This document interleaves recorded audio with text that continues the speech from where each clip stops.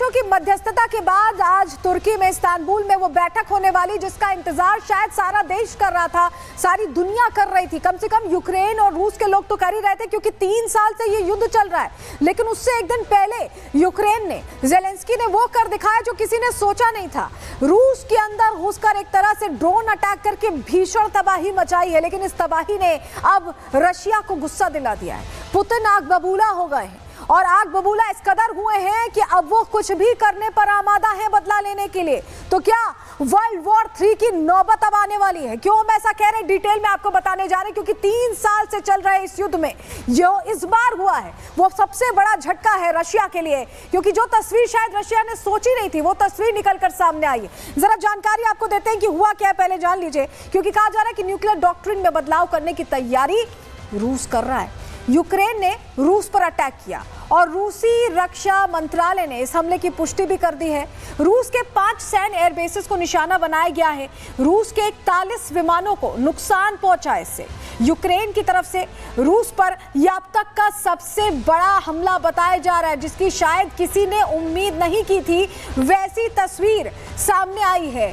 चलिए आपको जरा बताते हैं कि कहां कहां और कैसा अटैक हुआ। आप समझिए कि यूक्रेन वो देश है जिसके पास एयर डिफेंस नहीं, इस तरह से कहें कि उनके पास एयरफोर्स नहीं है। तो ऐसे में कैसे, कितनी दूरी पर यह अटैक हुआ, पहले ये देखिए, फिर बताएंगे कैसे स्ट्रैटेजिक अटैक किया। चलिए जानकारी आपके सामने जल्दी से रखते हैं। आप ये देख रहे हैं, ये छोटा सा यूक्रेन है और ये रशिया है। और कहां कहां अटैक हुआ है? सबसे पहले बेलाया एयरबेस पर अटैक हुआ है, जिसकी दूरी 4300 किलोमीटर है। डायगिलेवो एयरबेस पर जो अटैक हुआ 2161 किलोमीटर की दूरी है यूक्रेन से। इवानोवा एयरबेस जो है वो 2000 किलोमीटर की दूरी पर है। आगे बढ़े और बात करें अमूर एयरबेस की तो 6162 किलोमीटर की दूरी पर है। वहीं ओलान्या एयरबेस 3674 किलोमीटर की दूरी पर। आप सोचिए, जिस देश के पास, जिस छोटे से देश के पास अपनी एयरफोर्स नहीं है, ना बड़ी बड़ी बैलिस्टिक मिसाइलें, उसने ये अटैक कैसे किया कि रशिया के अलग अलग एयरबेसेस पे बकायदा पिन पॉइंट अटैक किया गया। और दूरी भी आप देखिए, मैक्सिमम दूरी की बात करें तो 6162 किलोमीटर की दूरी है। ये अटैक हुआ कैसे? अब आपको ये समझने की जरूरत है, क्योंकि ये बहुत स्ट्रैटेजिक मूव रहा है। पहले तस्वीर देख लीजिए, तस्वीर दिखाइए। ये तस्वीर देखिए, रूस पर कैसे बड़ा हमला हुआ। ये तस्वीर आप देख रहे हैं, ये जो धुएं का गुब्बार आप देख रहे हैं, ये जो धुएं का गुब्बार आप देख रहे हैं, ये असली कहानी कहता है कि कितनी तबाही हुई है।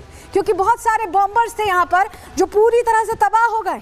फाइटर जेट्स तबाह हुए हैं। तस्वीर हम आपको दिखा रहे हैं और ये कहानी बयां कर रहा है कि ये अटैक बहुत भीषण और बहुत भारी रहा है रशिया के लिए, बहुत नुकसान पहुंचाने वाला। अगली तस्वीर देखिए, ये देखिए, ये जो पूरा धुएं का गुब्बार आप इतना देख रहे हैं, ये इनका एयरबेस है जो पूरी तरह से तबाह हुआ है। और ये धुआं आसमान में उड़ता हुआ दिखाई दे रहा है, जो बता रहा है कि बहुत भारी तबाही हुई है, बहुत नुकसान पहुंचा है। एक और तस्वीर आपको दिखा रहे हैं, जरा जेट की तस्वीर देखिए। ये देखिए, ये एयरबेस पर जो फाइटर जेट था वो पूरी तरह से स्वाहा हो गया है, पूरी तरह से खत्म हो गया है, तबाह हो गया है, धुएं में तब्दील हो गया है, मलबे में तब्दील हो गया है। ये तस्वीरें बता रही हैं कि बहुत सोच समझ के यूक्रेन ने जो टाइम लिया ना, जो टाइम लिया है वो बहुत सोच समझ के अटैक करने में लिया है। अगली तस्वीर आपको दिखाते हैं, जरा सैटेलाइट तस्वीर अब देखिए। ये जो आप गोल घेरे देख रहे हैं, इसमें जो डिस्ट्रॉय हुए हैं इनके Tu-95 की बात करें, वो देखिए यहाँ पर, ये देखिए डैमेज्ड, ये जो पूरा आप मलबा देख रहे हैं, ये हालत बता रहा है कि Tu-95 इनका ध्वस्त हो गया है।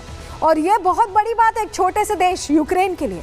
अगली तस्वीर देखिए, Tu-22M3 ध्वस्त हुआ है, देखिए डिस्ट्रॉयड पॉसिबल Tu-22M3। ये देखिए, ये 3 तस्वीरें ये बताती है कि हालात कितने बुरे हो गए रशिया के लिए। जो रशिया सोचता था कि वो इतना ताकतवर है कि वो युद्ध यूं ही खत्म कर लेगा, उसके आगे यूक्रेन क्या अपने दम पर ये कर रहा है? क्या ये अकेले संभव है? इन तमाम सवालों का जवाब तो हम आपको देंगे, लेकिन यूक्रेन ने अटैक कैसे किया, 1.5 साल का जो प्लान बनाया था वो कितना घातक रहा रशिया के लिए, ये समझना आपके लिए बहुत जरूरी है। जानकारी आपको देते हैं। 3 साल से देखिए रूस यूक्रेन जंग जारी है, ये हम देख रहे हैं। और 1.5 साल तक यूक्रेन ने इस अटैक के लिए, जो अटैक की तस्वीरें हमने आपको दिखाई है, 1.5 साल तक इसके लिए यूक्रेन ने तैयारी की है। इस ऑपरेशन में फर्स्ट पर्सन व्यू ड्रोन का इस्तेमाल हुआ है, कामिकाज़ भी इसे कहते हैं। और ये ड्रोन ट्रकों में बने लकड़ी के मोबाइल कैबिन में रखा गया था, क्योंकि यूक्रेन के पास कोई अपनी एयरफोर्स नहीं है। उसने ड्रोन से ये अटैक किया और बहुत स्ट्रैटेजिक है। आप समझिए, फर्स्ट पर्सन जो ड्रोन अटैक है वो ट्रक में छिपाकर रूस के अंदर भेजा गया। सड़क के रास्ते से रूस के अंदर पहुंचा और सही समय पर हमले को लॉन्च किया गया। यानी इसकी टाइमिंग देखी गई है, कितना भीषण ये अटैक हो सकता है, इसको प्लान किया गया और 1.5 साल का लंबा समय सिर्फ इसके लिए लिया गया। आपको जरा एक और तस्वीर दिखाते हैं। ये तस्वीर इसलिए अहम हो जाती है क्योंकि आप समझें कि ये लाया कैसे गया है ड्रोन। जरा आपको दिखाते हैं, तस्वीर देखिए। ट्रक से लॉन्च किया गया ड्रोन, ये देखिए, ये ट्रक से लॉन्च किया गया। और बड़ी बात ये है कि जिन ट्रक से ये लॉन्च किया जा रहा था वो बिल्कुल जो स्ट्रैटेजिक इनके एयरबेसेस थे उसके पास पहुंचकर ये धमाका हो रहा था।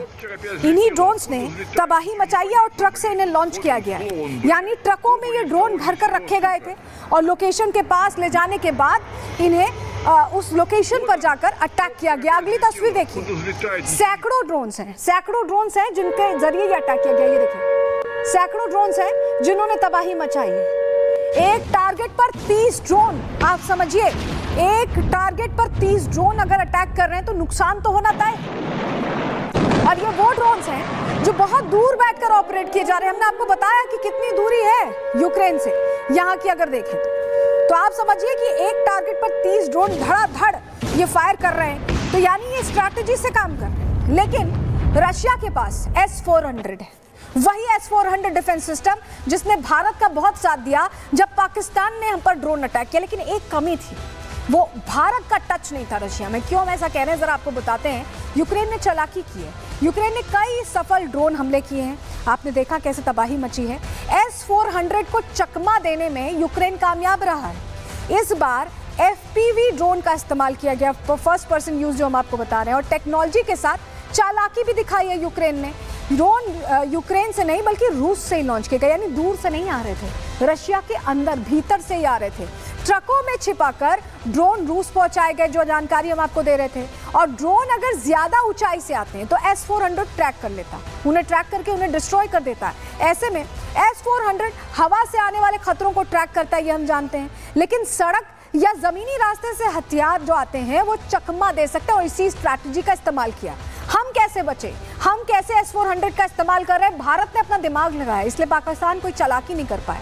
जरा आपको फर्क बता देते हैं जिससे आपको समझने में आसानी हो। भारत ने S-400 की तकनीक को दरअसल अपग्रेड किया था। S-400 के साथ हमने मल्टी लेयर रक्षा प्रणाली लगाई थी। आकाश तीर का हम जिसका जिक्र करते हैं, जो हमारा इंडिजीनियस मेक इन इंडिया वाला डिफेंस सिस्टम है, उसको हमने साथ में अटैच किया था। सिर्फ S-400 पर हम भरोसा करके नहीं चल रहे थे, उसको साथ में अटैच किया था। जबकि रूस ने सिर्फ S-400 को अकेले तैनात किया। अक्सर वो अकेले ही तैनात करता है, जिसकी वजह से ये स्थिति आई। पाकिस्तान के अगर हम बताएं, हमले में ड्रोन जो तादाद थी वो 50+ थी, 50-60 ड्रोन आते थे